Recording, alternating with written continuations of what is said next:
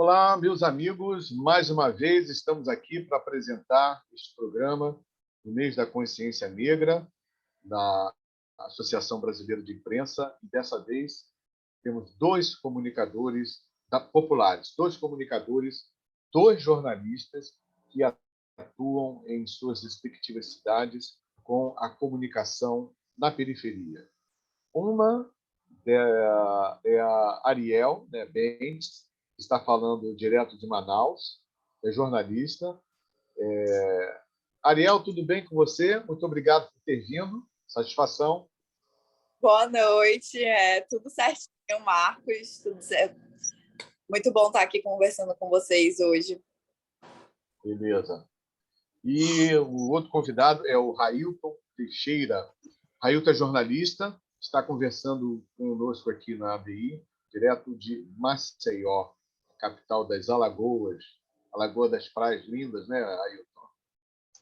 Nossa, conheço bem lá. Gratidão, Marcos, gratidão, Luiz, gratidão, Ariel, né? E só agradecer essa oportunidade da ABI, da gente estar conversando sobre os nossos trabalhos na periferia. Beleza.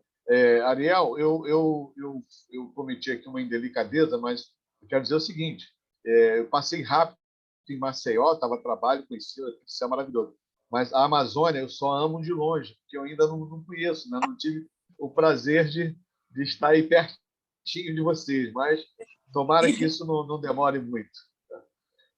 Luiz, aí, vamos saudar aí os nossos entrevistados hoje, Luiz. Muito obrigado por você também ter vindo. Estamos juntos. Você fala? Você pergunta? Vai você. Então tá bom. Não, então é o seguinte, vamos lá, vamos direto ao ponto. Eu acho que era legal conhecer um pouquinho o trabalho de vocês, né? Gostaria que vocês se apresentassem e falassem um pouco de vocês, que é importante, né? E falassem do trabalho que vocês desenvolvem aí tanto em Manaus como em Maceió. Vamos começar com a Ariel, as mulheres têm prioridade, né? Ladies first. Vamos. Então, gente, meu nome é Ariel Bentes, eu tenho 24 anos, sou formada em jornalismo. Atualmente eu atuo como assessora de imprensa da Articulação dos Povos Indígenas, da APIB, mas eu atuei a maior parte do meu pouco tempo de carreira ainda. A maior parte desse tempo eu atuei como repórter freelancer. Fiz alguns trabalhos para o Estadão na Perifa, que também tem uma atuação que é mais voltada para as periferias, no Favela em Pauta, que é um site do Rio, para o Projeto Colabora, Amazônia Real. E aí, esse ano, eu passei a trabalhar junto na equipe de comunicação da APIB. Mas eu acho que o mais interessante desse que eu posso citar de mim é que eu sou uma das cofundadoras da Abaré Escola de Jornalismo, que é um coletivo de 7 jornalistas. Não, talvez eles me batam, que eu posso ter errado esse número, porque ele aumentou recentemente, então eu posso estar falando no mercado, mas somos alguns jornalistas, eu e parte da minha turma de jornalismo na UFAM. A gente se conheceu em 2016, muito inquieto, querendo fazer alguma coisa, querendo mudar de alguma forma o cenário local jornalístico, que tem N problemas, infelizmente.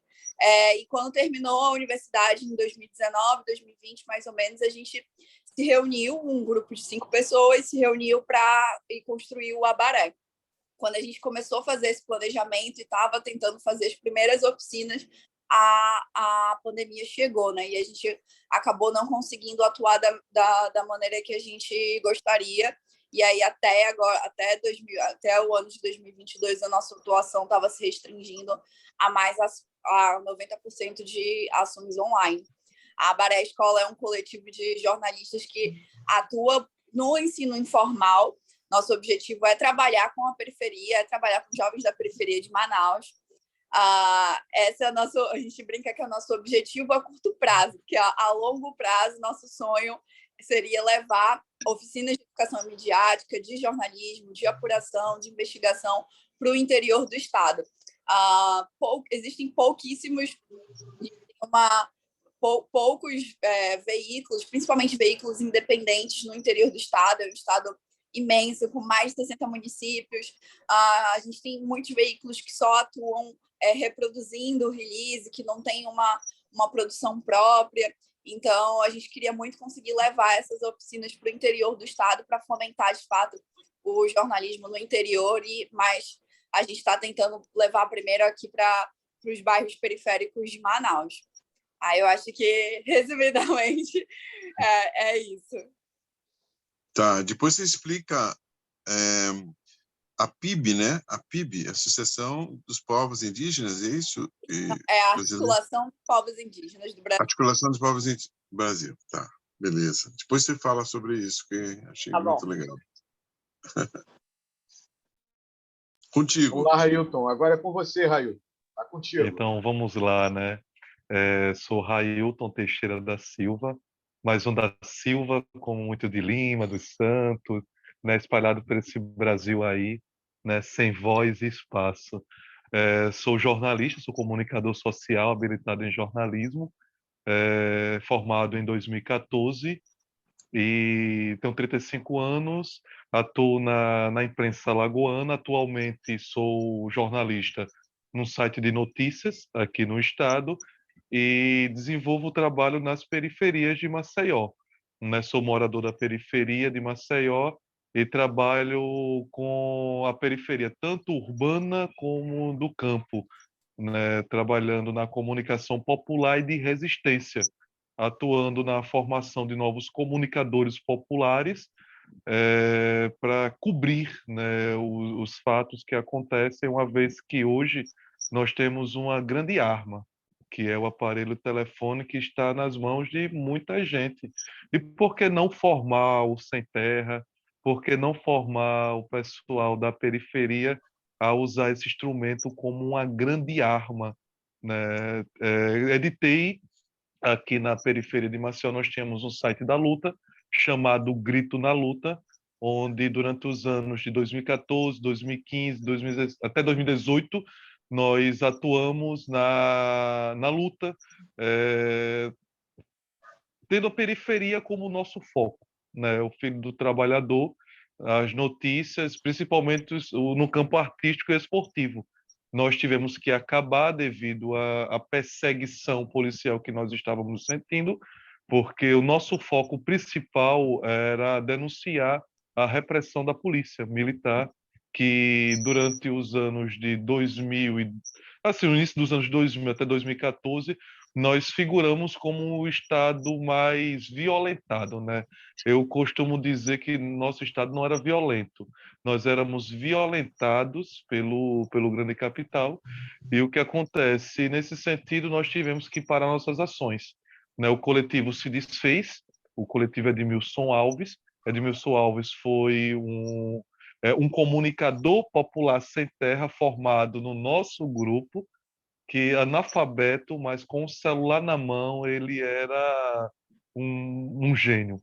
Aí o que acontece? Aí o nosso coletivo se desfez, mas os nossos trabalhos ainda continuam na periferia, né? Desta vez com o projeto Mais Um da Silva, onde hoje nós trabalhamos com as narrativas, as lembranças da população periférica. Acho que é isso, já para a gente começar. Muito. Sem áudio. Desligado o microfone, Marcos.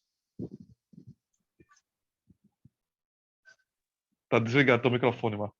Liguei agora. Não, eu estou querendo mostrar aqui o trabalho da... Deixa eu achar aqui. Deixa eu ver se é isso.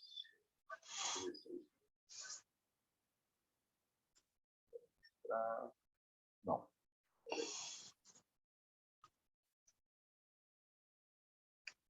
Eu quero mostrar, na verdade, o site. Eu abri todos os sites, mas é aquele famoso problema entre o teclado e a cadeira, que vocês já devem ter percebido, né? Deixa eu procurar aqui. Luiz Paulo, faz mais uma pergunta aí para Ariel e para o Railton, que eu vou achar aqui o documento que eu estou querendo mostrar. Não, eu queria Ariel, se você puder, falar um pouquinho sobre essa associação, como é que chama? A PIB, é isso? Isso.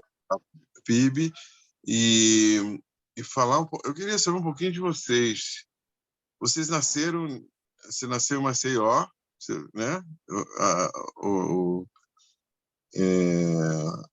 Railton, você nasceu em Maceió mesmo, né?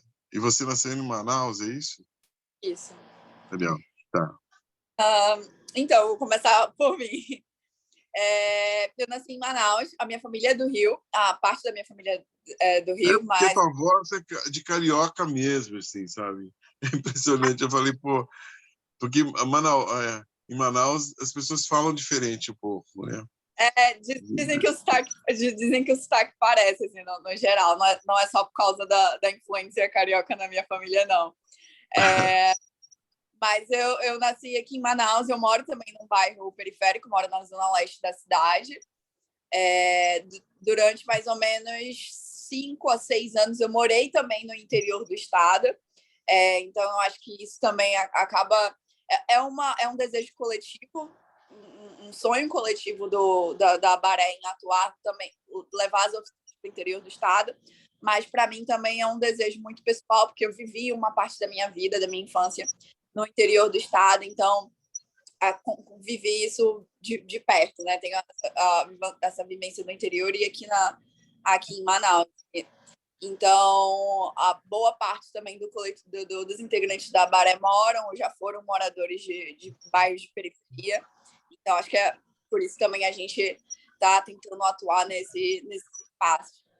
Em relação à PIB, a PIB é a Articulação dos Povos Indígenas do Brasil.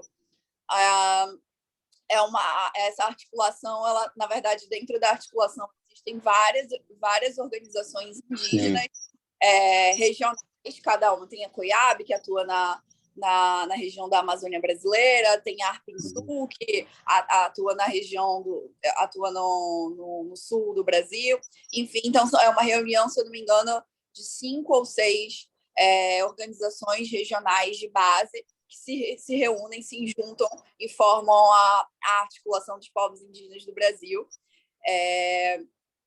Desde 2020, em 2020 e 2021, a PIB trabalhou nesses anos eleitorais com a campanha indígena, mas fora a campanha indígena, ela tem várias mobilizações, tem a mais conhecida é o ATL, que é o Acampamento Terra Livre, que acontece todo ano em Brasília, é considerada uma das maiores movimentações, maiores reuniões indígenas do Brasil e do mundo. Então, existem várias mobilizações que ocorrem durante o ano que são puxadas pela PIB, é uma organização que chega a ser uma referência brasileira. A gente tem ali uma equipe mais ou menos de 10 pessoas, de várias regiões do Brasil também, várias pessoas diferentes, indígenas, que compõem, obviamente, também a equipe. Então, a gente atua tanto tem várias frentes que trabalham com uma parte mais de uma articulação política, na parte da comunicação, da imprensa, mas também voltado para as redes sociais. A PIB tem uma atuação muito forte nas redes sociais. Acho que é isso. Legal, legal. E, Railton, Maceió, eu conheço um pouco ali, mas faz tempo que eu não vou. Mas existe as comunidades, assim, deve ter crescido, imagino, né? E uma população também de muitos jovens, né?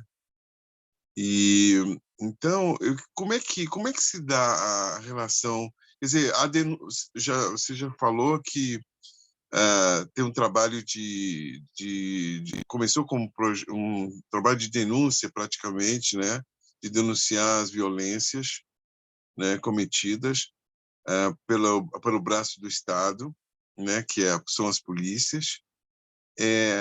Mas isso agora quais são as estratégias? Quer dizer, tem um passo que é de denunciar, mas tem o outro também que é de como conseguir colaborar para desenvolver, por exemplo, políticas públicas, ou se caso não tem, né, ou não tem o Estado não ocupa isso, a radiografia, eu posso afirmar que existe uma violência muito grande, racismo, por exemplo, em Alagoas, Ótima principalmente com pergunta, os Luiz. jovens. Agradecido pela pergunta. Olha só, é importante nós observarmos que existem duas Maceiós, né? A Maceió de fora e a Maceió de dentro, né? Logo na conversa com o Marcos, logo cedo, ele destacou que a Maceió tem umas belas praias. De fato, a nossa orla é uma das mais belas do país, É sendo bela. considerada a Veneza brasileira, né? Sim. Nós somos considerados a Veneza brasileira e o que acontece? Mas para dentro de Maceió, nós temos a Maceió da carência, a Maceió da repressão, a Maceió onde só é votado os olhos da repressão, né? E o que acontece? Hoje nós temos uma grande lacuna de jovens. Hoje, o que é que nós temos? Durante os anos de 2000 a 2014, Alagoas figurou o estado onde mais se matava preto, pobre, né, jovem da periferia do Brasil. E, aliás, do mundo, sendo considerado o estado onde mais se matava no mundo, inclusive números de guerra. E o que acontece? E esse trabalho aqui em Alagoas sempre foi muito difícil e arriscado.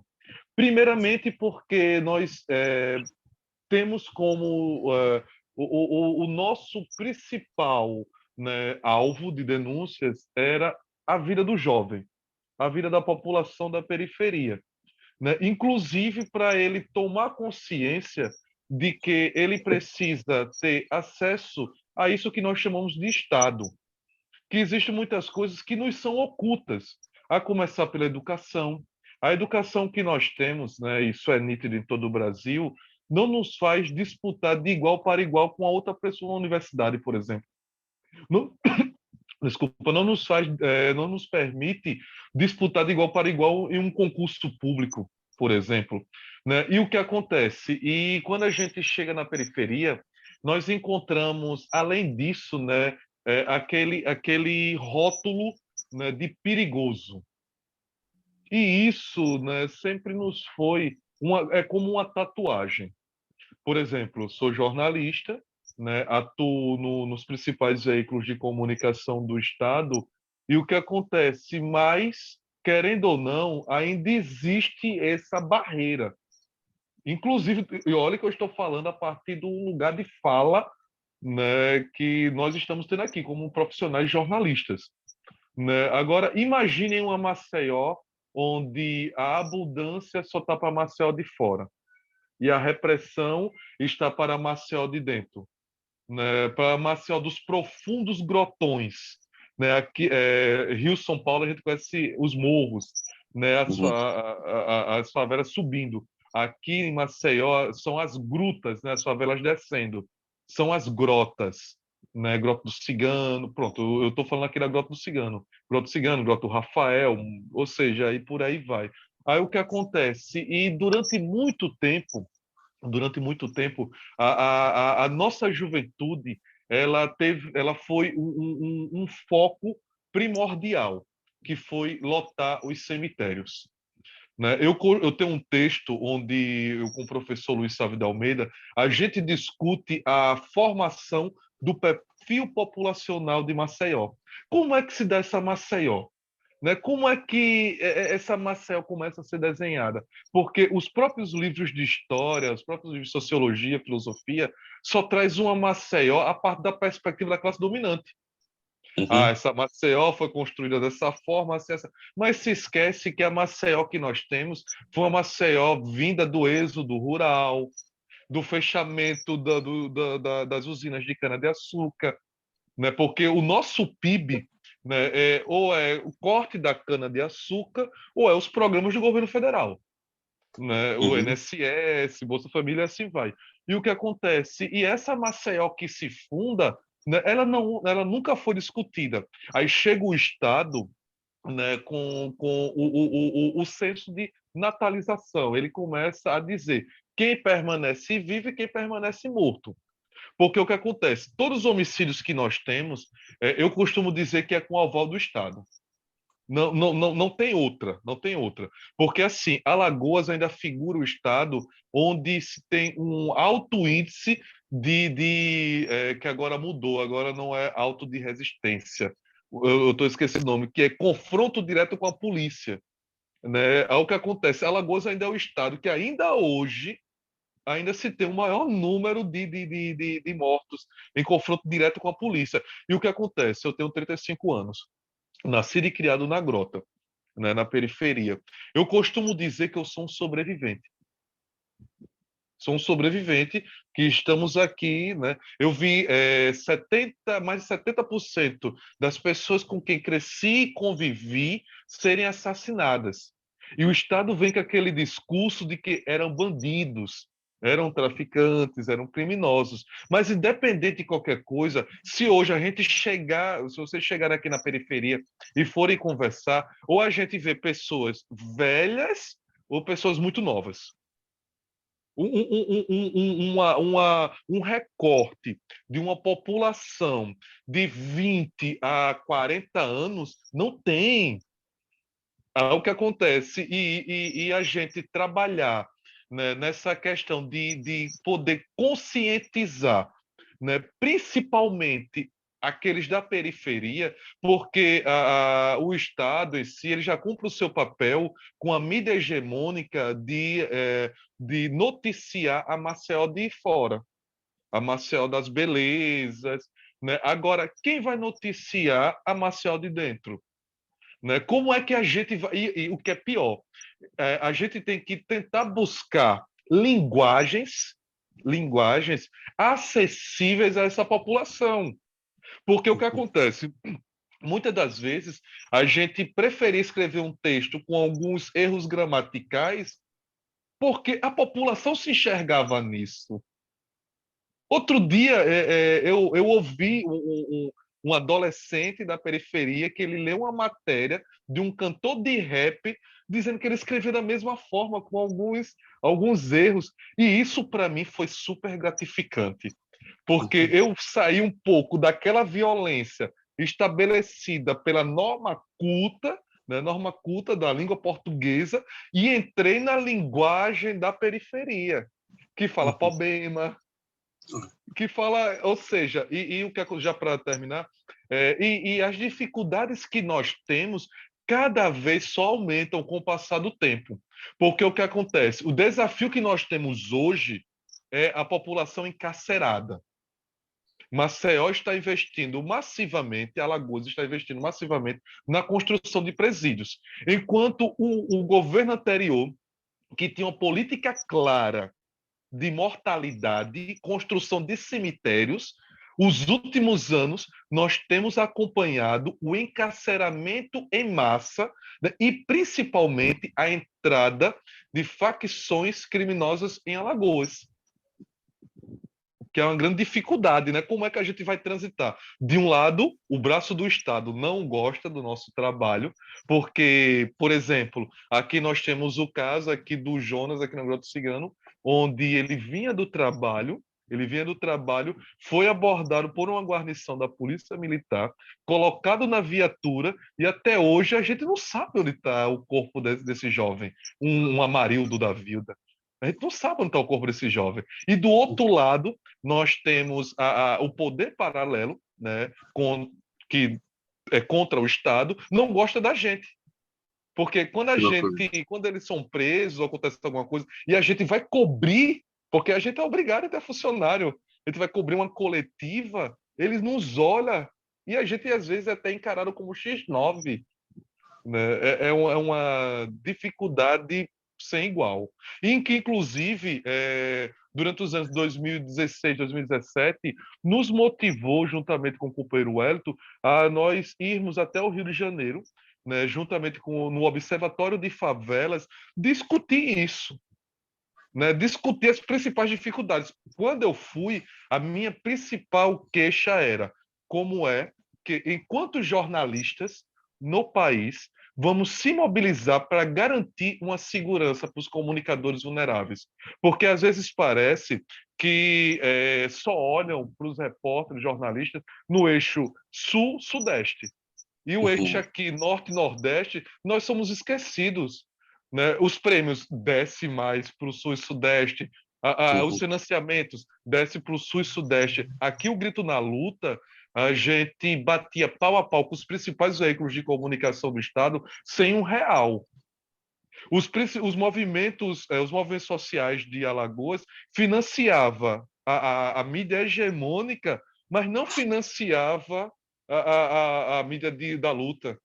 A gente tinha que tirar o dinheiro do próprio bolso para fazer coberturas em várias regiões do Estado para poder garantir, né, a notícia real, né? Eu acho que é mais ou menos por aí. Legal. Maravilha. Eu queria mostrar agora, Luiz, a imagem que eu não consegui mostrar, então vou trazer agora para mostrar um pouquinho do trabalho da Ariel. Ariel, fala um pouquinho sobre a Abaré, o coletivo Abaré, e primeiro explicando, né, o que significa a expressão, a palavra Abaré. Seu microfone está fechado. Opa, perdão. Abaré significa amigos, e é muito do Tupi-Guarani, Abaré, para a tradução português é amigos, e vem muito porque a gente se conheceu dentro da universidade, éramos amigos e juntos a gente sempre quis fazer uma coisa. A gente até tinha uma atuação em grupo dentro da universidade, em alguns projetos de extensão, TV universitária, laboratório de jornalismo, enfim. Então, nesse espaço, num contraturno, que a gente levava nossas indignações para a pauta, né? Ia cobrir o que a gente desejava. Também era uma forma de a gente ter experiência, porque o mercado ainda não abraçava a gente ainda como estagiários, como profissionais, enfim. Então, era um espaço que a gente encontrou para cobrir as pautas que a gente desejava, achava interessante naquele momento, e também começar a se organizar de alguma forma. Quando termina a universidade, a gente permanece nesse grupo, permanece como amigos, e a Abaré começa a ser construída como uma escola de ensino informal de educação midiática, com esse papel de educar a população amazonense, principalmente Manaus, porque é onde a gente vive, educar, de saber o que é um lead, de saber o que é uma notícia, diferenciar uma notícia de um artigo de opinião.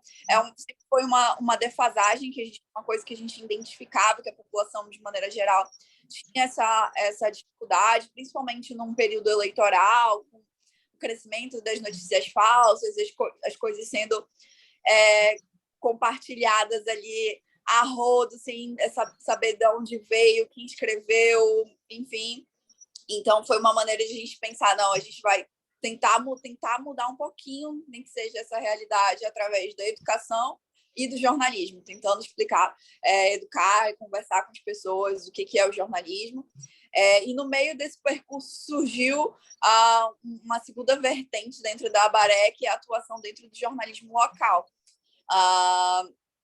que é dentro desse eixo de jornalismo local, que é onde vem não só as oficinas de educação midiática, mas as oficinas também que são, não só, eu estou falando oficinas, mas muitas vezes, como a maior parte da nossa atuação até o momento foi online, muitas vezes isso se mostrou através de um post, através de uma live. Mas esse eixo do jornalismo local dentro da Abaré foi tentando mostrar para os jornalistas, para os estudantes, que também é possível construir um jornalismo independente na cidade. Qualidade, como a gente pode reportar um fato sobre a população LGBTQIA+, de uma maneira respeitosa, sem ferir o direito de ninguém, sem usar algum termo não utilizando nenhum termo errado, inconveniente, até homofóbico mesmo, sem reproduzir nenhum tipo de preconceito. Então, a nossa atuação no jornalismo local é mais isso, assim, tentar estimular que os jornalistas, quem já se formou, ou quem está estudando, ou às vezes não, alguém que está numa escola, está no ensino médio, está no ensino fundamental e talvez tenham interesse pela comunicação, tenham interesse pelo jornalismo, tentar instigar um pouco mais isso e ir para esse caminho. Acho que é isso. Uhum. Chamou a detalhe os objetivos ali colocados por vocês, né? E uma preocupação, né? Desse trabalho começou durante a pandemia e o que me chamou a atenção também ali é a preocupação de vocês já com a questão das fake news, né? Como é que vocês estão lidando com isso, esse trabalho de evitar que a desinformação prolifere, e a gente sabe que não é fácil, né? A todo instante você vem sendo bombardeado com notícias falsas. No caso do coletivo e do trabalho que você desenvolve aí em Manaus, dentro da PIB, enfim. Como é que isso se consolida, Ariel? Então, aqui em Manaus, durante a pandemia, a gente tem um clássico de uma notícia falsa, que foi quando disseram que os supermercados iriam fechar. Ia ser instaurado um lockdown, eu acho que não deve ter sido muito diferente em outras cidades, mas que o supermercado não ia funcionar, que farmácia não ia funcionar. Isso eu acho que era um áudio no WhatsApp, se não me engano, foi sendo compartilhado e virou meio que um desespero coletivo, todo mundo indo para o supermercado. Era no auge da pandemia, então os supermercados super lotados, todo mundo achando que ia fechar, que ia ter que estocar mantimento, papel higiênico, comida, enfim, foi um dia caótico. A Abarela não trabalha com checagem, porque a gente entende que nós somos poucos e que a gente ainda não tem braço nem recurso suficiente para isso. Então, quando a gente começou a construir a Baré, a gente viu que a educação seria um meio para a gente tentar combater a desinformação dentro do Estado de maneira mais efetiva, que ela não consegue ser tão rápida, tão ágil quanto uma checagem que vai lá e desmente, mas que a gente consegue fazer isso na raiz, né, do problema, na base, um trabalho de formiguinha mesmo. Então, por isso que a gente, as poucas oficinas que a gente conseguiu fazer de forma presencial, que eram voltadas para notícias falsas, foi em escolas para jovens, principalmente do ensino fundamental, porque a gente sabe que os jovens, muitas vezes em casa, é o responsável por ensinar o avô, por ensinar a mãe como usar o WhatsApp, como fazer, como estar ali naquela rede social. Então, a gente já foi pensando que a gente consegue atingir aquele jovem e evitar que ele também compartilhe uma notícia falsa, mas ele consegue também propagar isso dentro de casa para os parentes, para os familiares. Cris, eu vou só aproveitar aqui o embalo. Queria mostrar também o trabalho do Railton, né? Ele mandou aqui, eu consegui abrir aqui. Deixa eu só colocar aqui na tela para vocês, o Railton poder explicar aqui o sentido desse trabalho. Fale um pouquinho sobre... Era um site que a gente tinha, né, chamado Grito na Luta, que hoje está hospedado no WordPress. Né, a gente conseguiu salvar algumas notícias. Essa, por exemplo, é de um nome do rap nacional, chamado Invasor, que faleceu em 2017, e nós discutimos essa questão, como é ser artista, né, na principal cidade onde mais se mata pessoas periféricas. Né? E ele conta nessa entrevista que, por exemplo, por onde ele vai, a galera associa ele como bandido, né? Repressão 24 horas, né? Esse foi um trabalho que a gente desenvolveu durante 4 anos em Alagoas, um trabalho assim que nós sentimos faltas, né? Ainda porque nós somos percussores da mídia contra-hegemônica em Alagoas. Nós conseguimos parceiros como Latuf, né, fazia algumas charges, em parceria conosco. Nós tínhamos parceria com o Brasil de Fato, com a revista Fórum, com alguns principais veículos contra-hegemônicos do país. Esse foi um dos nossos trabalhos, né, onde nós desenvolvemos em Alagoas. Deixa eu mostrar um outro aqui, que você tem também, só pegar aqui rapidinho. Deixa eu ver aqui o outro trabalho que eu achei bem Começou a interessante. chover aqui. Começou a chover? São Paulo? Paulo, que bom. Terra da Garoa. Aqui no Nordeste está quente. Aqui nós temos duas estações, né? inverno e verão. Verão, ponto. Deixa eu mostrar um chove e o outro não chove, é isso? Calor? Muito bom. E esse reprovado em educação pública? Pronto, esse daí foi uma série de matérias que nós fizemos aqui de Alagoas para o Jornal Brasil, o extinto impresso Brasil de Fato, né, o nacionalzão, que ele estava, era o companheiro Newton Viana, e essa aí foi uma das matérias onde ganhou uma grande repercussão, onde a gente discutiu no ano de 2012 as principais greves ocorridas em Alagoas.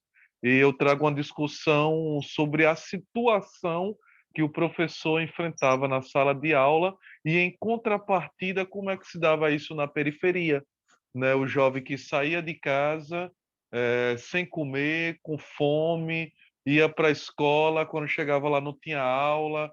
Nós tivemos uma época aqui onde mais de 50 escolas, durante 2012, 2013, permaneceram fechadas.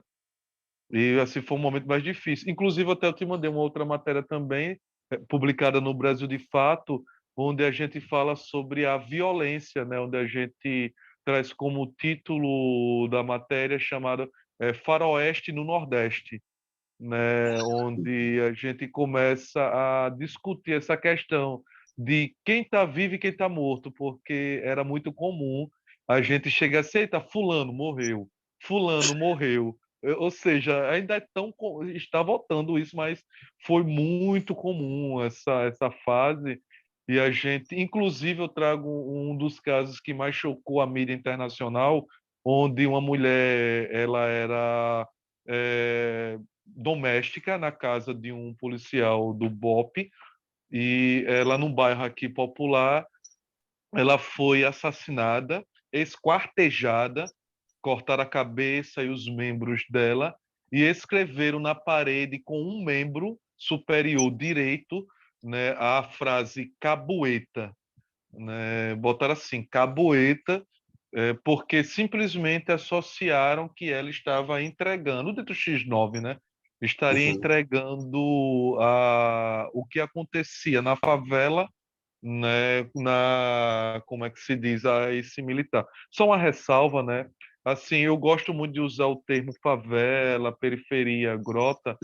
Eu tenho uma certa ressalva com o termo comunidade, porque eu acho que é uma forma violenta que o Estado encontrou de dizer para o periférico que ele não pode se identificar como periférica. Aí começa a dizer que é comunidade.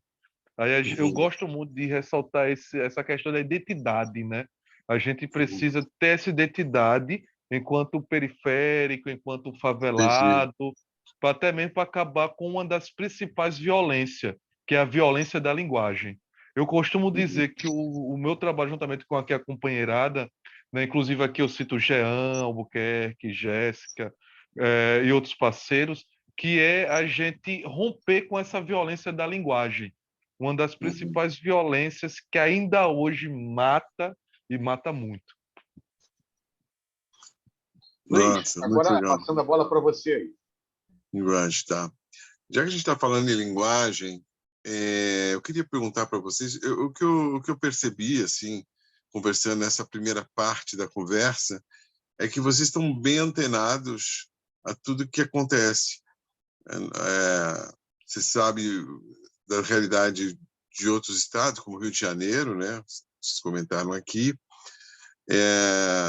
a gente conhecendo também outros estados, o que vocês estão falando é o que está acontecendo em outros lugares também. Então, isso, de uma certa maneira, contribuiu foi a questão da tecnologia, né? A questão das nossas plataformas de comunicação, e isso vocês atingem com muito mais velocidade. Como é que isso acontece aí? Quer dizer, é uma coisa regular? Vocês têm picos de momento onde essa tecnologia está disponível, depois não está mais? Porque o sistema ele se utiliza disso também, né? Porque ele sabe que ali é um terreno onde circulam todo tipo de pessoas, todo tipo de informação. Então, vocês fazem uma seleção, você faz um crivo, né, de selecionar aquilo que é importante, aquilo que não é, e se utiliza das tecnologias. Como é a relação de vocês com outros lugares, quer dizer, com outros espaços periféricos, outros grupos, né, de resistência como vocês são, e como é que vocês lidam com isso diariamente? Por exemplo, né, a gente sabe como é que funciona no Rio de Janeiro, São Paulo, mas eu queria ter uma ideia de como é que vocês lidam com isso, como é que vocês têm acesso a isso, se há boicote, há desconstrução, e vocês estão propondo uma linguagem também, uma comunicação que tem um pressuposto teórico muito, muito importante, né? Então, eu queria saber um pouquinho de vocês sobre isso.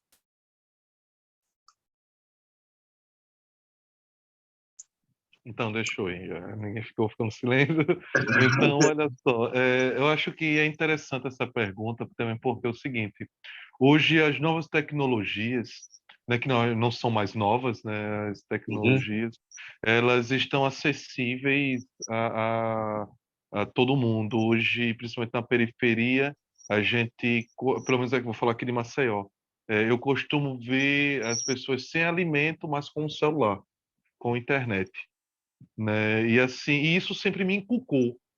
Isso sempre eu sempre fiquei desde a época da universidade, isso lá atrás, uns 20 anos, 10 anos, né? Às vezes me sinto velho, mas isso sempre me inculcou porque assim, como é que uma arma, né, porque eu considero como uma arma na mão de um favelado pode contribuir para uma discussão? Como é que eu posso trazer a responsabilidade para ele de uma emancipação, de uma consciência, que ele desperte e entenda, eu sou uma pessoa onde estou excluído, né? Porque o Nordeste e o Norte são excluídos do resto do país, principalmente agora nessa polarização aí que houve aí, né? Inclusive de questões de xenofobia, assim vai. E o que acontece? O Brasil é periferia da periferia, e assim vai, né? E o que acontece?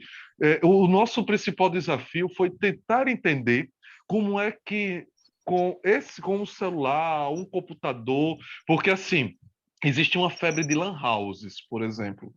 Entendi. Aí. Exatamente. Por exemplo, vou falar isso há 10 anos. Era uma febre lan house. A galera tinha um celular, era o Motorola, era o Nokia, era aqueles aparelhos, lanterninha, e assim vai. Mas o pessoal estava na lan house. O pessoal estava nesses pontos de acesso, então tá, o governo federal lançou pontos de acesso e tal, de inclusão digital e assim vai. Mas agora, o que é que eu sempre via? Como é que eu vou dar acesso a um instrumento à população que não está preparada? O que é que essa população está vendo no computador? Quando o pessoal senta lá, entendeu? Ele vai ver o quê? Ele vai, por exemplo, bate-papo, né? Ele vai para aquelas salas que era MSN, assim vai. E isso eu sempre fiquei inquieto, né? Como é que eu posso usar essas ferramentas para trazer uma conscientização, né? Hoje, né, uma das nossas frentes são os vídeos, né? O audiovisual. tanto os podcasts como os vídeos, porque assim, eu comecei a perceber, eu e a companheirada, nós começamos a perceber que muitas das vezes o pessoal só clica na matéria só para ver suas fotos. Às vezes nem lê o texto, às vezes não lê nem o lead, né? Clicava para ver as fotos. E isso foi estudos ao longo dos anos que a gente começou a tentar, peraí, por que a gente não fazer uma coisa mais acessível? Uma coisa de maior alcance, uma coisa onde permitam a reflexão. Daí é onde é que hoje a gente trabalha, por exemplo, com vídeos. É mais prático. A gente faz um vídeo de 5 minutos, por exemplo, onde tem um alcance fenomenal. Começa a viralizar, começa o áudio mesmo, um podcast, começa a viralizar. E o que acontece? Agora, em contrapartida, a gente encontra uma barreira, né? Porque a cada dia que se passa, as tecnologias elas vão se modificando, vão ganhando novos elementos. O que antes, por exemplo, Orkut mesmo já é passado, Facebook já é passado. Hoje, as novas redes sociais, né, elas é um grande desafio. Principalmente como é que a gente vai comunicar usando essas redes sociais, porque é tudo novo. A gente tem que se acordar de manhã já pensando assim, como é que eu vou me comunicar com essa galera? O que é que eu vou dizer? Porque já está ultrapassado. É uma dificuldade, inclusive, para a gente, principalmente para a gente que é do Nordeste e do Norte, que não tem o mesmo acesso. Hoje já se rompeu por causa da internet, mas isso agora, imagina 10 anos, a gente não tinha acesso a uma formação que se tem a jornalista no Sul-Sudeste, por exemplo, onde a nossa formação aqui no Nordeste, vou falar do Nordeste aqui de Maceió, por exemplo, é uma educação defasada, uma educação acadêmica, se o cara, por exemplo, primeiro que comunicação e alguns cursos nunca foram para pobre, né? Sempre foram para a classe dominante. E que essa classe dominante, né, ela se aparelhou, entrou na universidade, e o que acontece? E dita para a gente o que a gente deve fazer, o que a gente deve escrever. Porque a gente não aprende na universidade, na academia, como se comunicar com um cidadão, por exemplo, ou com um periférico. A gente aprende na academia como é que a gente vai escrever um texto para os grandes veículos. E aí, hoje, por exemplo, a gente pega. Eu fui para uma discussão na Universidade Federal aqui, onde a galera na disciplina de mídias sociais e tal, estava discutindo ainda a discussão da carochinha. Não avançou na discussão. E eu me pego olhando nesse sentido, eu que vim na universidade de uma faculdade particular, porque por ser da Grota não tinha condições de entrar na universidade pública, porque ou eu trabalhava e comia, ou eu fazia outra coisa, tinha que trabalhar durante o dia para pagar a universidade à noite, né? A mesma discussão que eu tive lá há 10, 15 anos é a mesma discussão que está se tendo hoje. Aí eu fico me perguntando, que caminho trilhar? Para que caminho nós estamos indo, né, diante de uma sociedade cada vez mais excludente,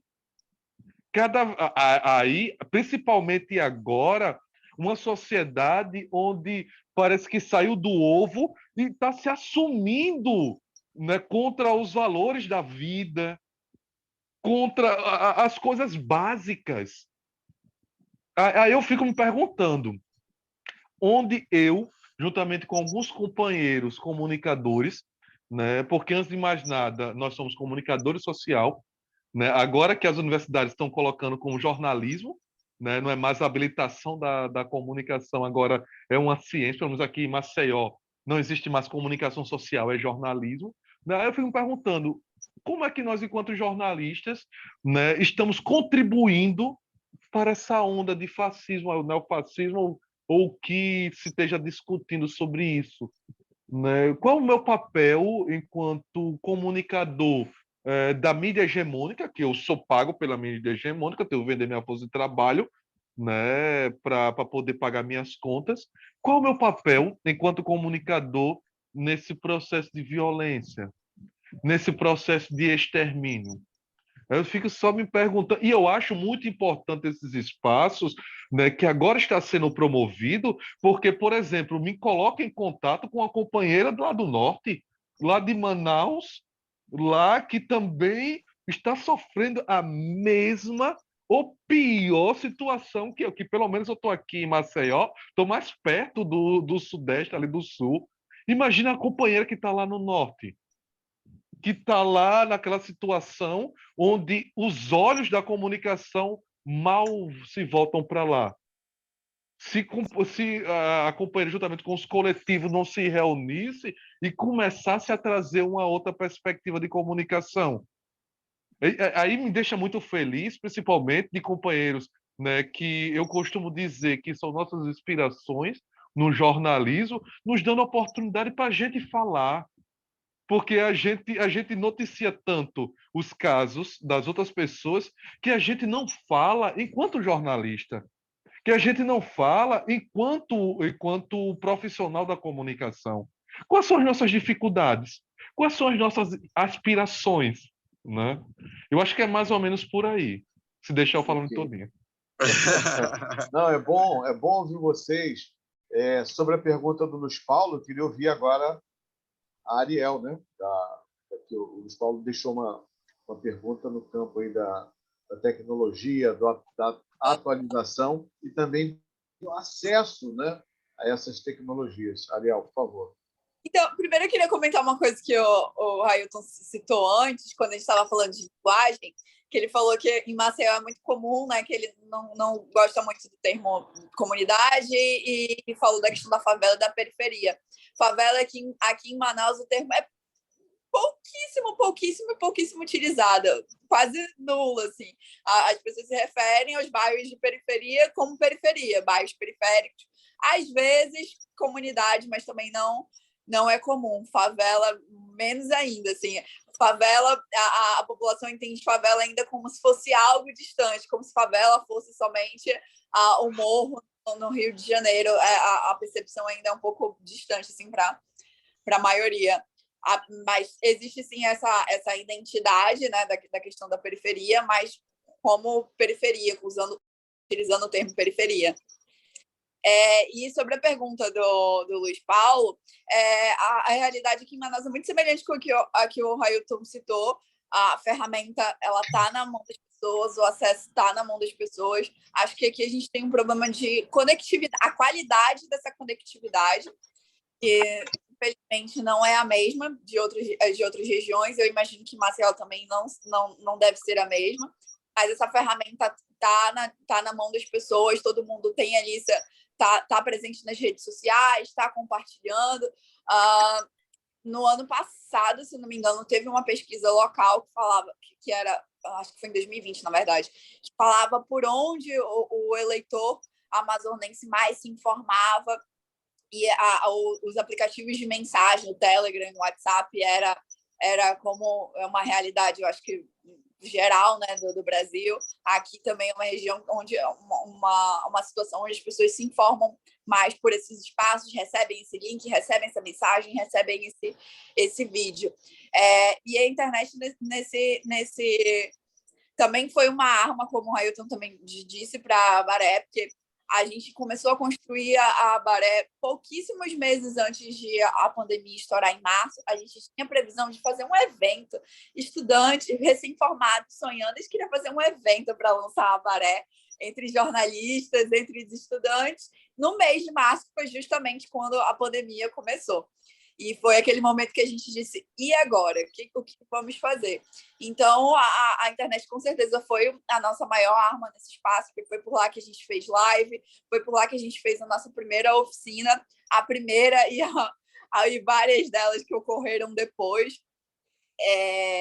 Foi por lá que a gente conseguiu se conectar com outros coletivos, tanto daqui de Manaus quanto de fora. A gente está num trabalho, já tivemos isso em 2021, e agora esse ano também a gente teve um trabalho com o artigo 19, numa campanha de compartilhe informação, compartilhe democracia desse ano, que envolve outros coletivos. Então foi uma forma de a gente também se conectar com coletivos, na maioria deles, acho que todos eles, na verdade, de periferia, de outras regiões do Brasil.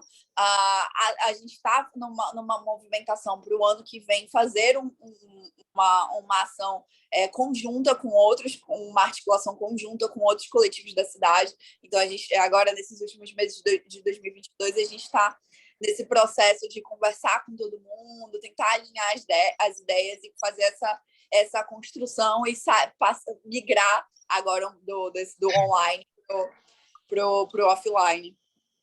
Uma pergunta só para complementar, Marcos, pode só fazer rapidinho, que é o seguinte, qual é a leitura que vocês fazem da rede de vocês? Quer dizer, esse público, essa audiência, como é que vocês constroem o entendimento dessas pessoas? Então, vocês conseguem quantificar isso? Dizer, olha, eu tenho uma rede que eu falo todo dia, alimento de informações ali, e são pessoas jovens que se interessam pelo tema, o tema predominante é o que? Cultura ou é as violências, enfim. Como é que vocês desenham esse público, essas audiências? Bom, eu acho que a audiência, a rede da Abaré se divide em jornalistas, estudantes, e aí tanto estudantes de comunicação quanto estudantes do ensino médio, do ensino fundamental, e o movimento social, porque antes mesmo de começar a construir a Abaré, alguns dos integrantes já tinham uma relação com o movimento social, cada um com a sua pauta, eu com o movimento negro, outro com o movimento LGBT, outro com o movimento feminista. Então, a gente foi agregando, com a construção da Abaré, a gente foi agregando isso também.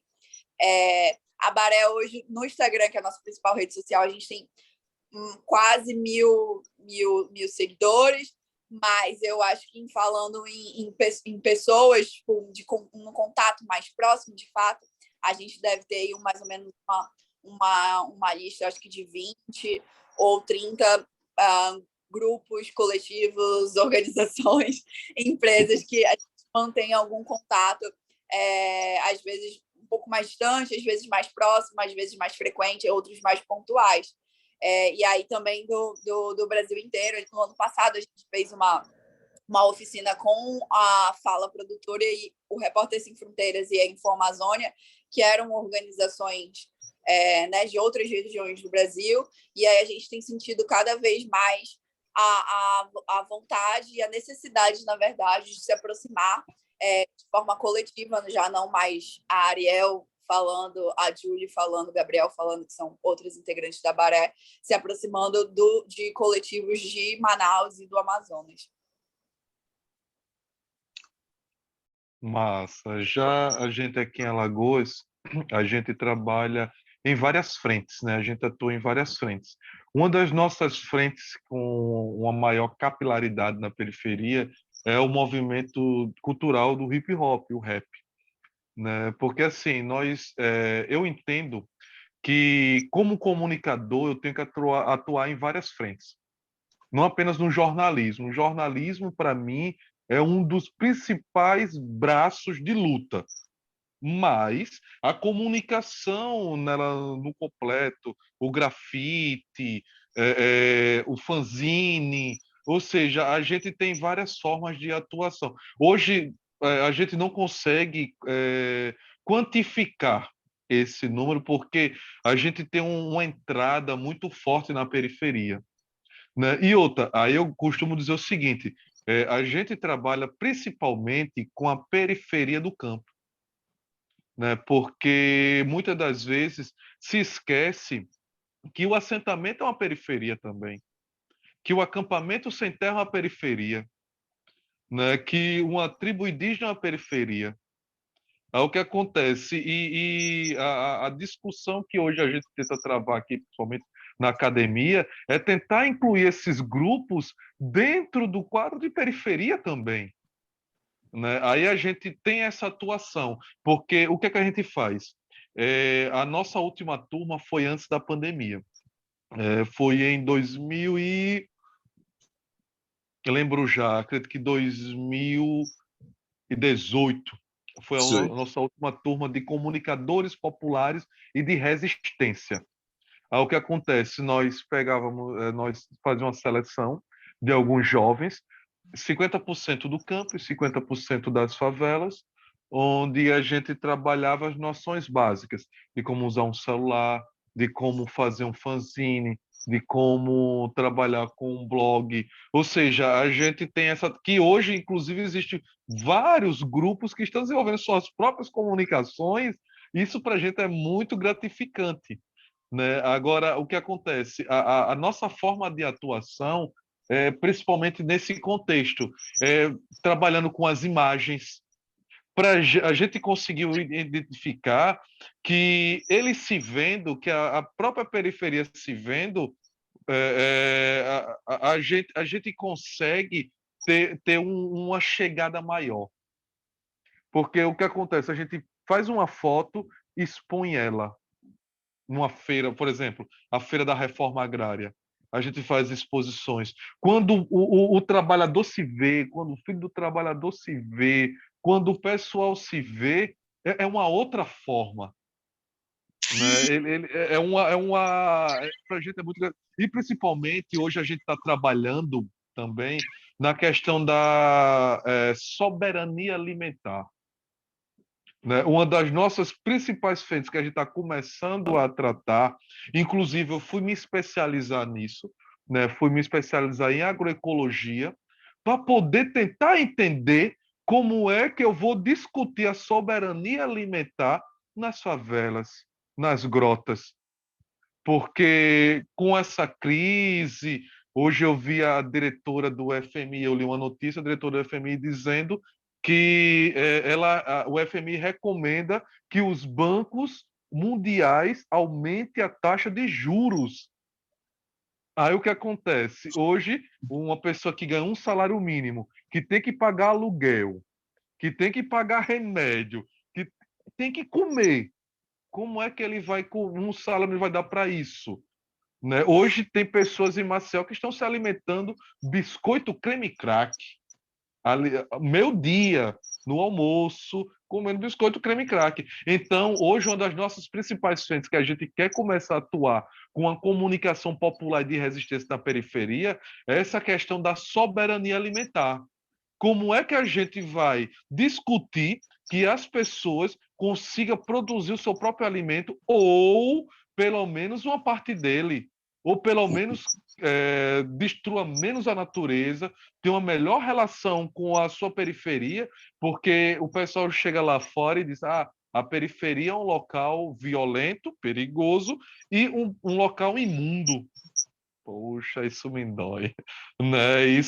Então a gente tem que começar a discutir esses pequenos problemas, né, para nossa própria população, não para a população lá de fora. Outro dia eu vi um companheiro de jornalismo da mídia hegemônica dizendo que a gente dava murro em ponta de faca.